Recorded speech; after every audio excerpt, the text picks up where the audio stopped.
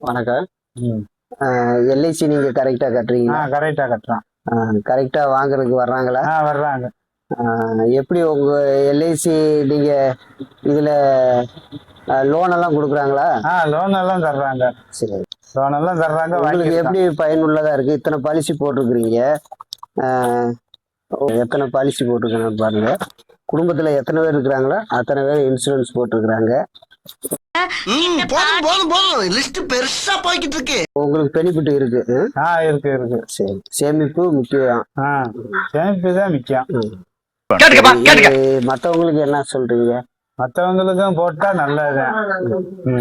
நிறைய பேர் தான் கட்டுங்கிறான், கட்டிட்டாங்கன்னா நல்லதுதான். ஆனா பின்னால நல்ல ஒரு வாய்ப்பா ஏதோ ஒரு செலவுக்கு ஆய்க்கும், கல்யாணம் காட்சிய செய்யறதுக்கு காசு எடுத்து செஞ்சுக்கலாம். அதுக்கு செய்ய சொல்றோம்.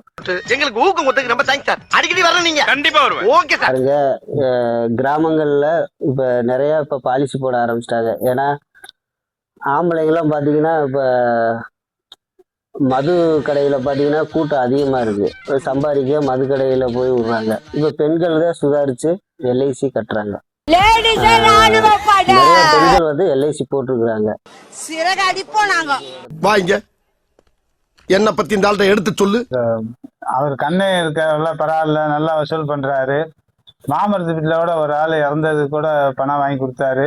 ஒரு காசு செலவு இல்லாம நல்ல முறையா வாங்கி கொடுத்தாரு. நல்லா கவனிக்கிறாரு. நல்லா வந்து காசு கொடுக்கணும்னா உடனே வந்து வாங்கிட்டு போயிடுறாரு.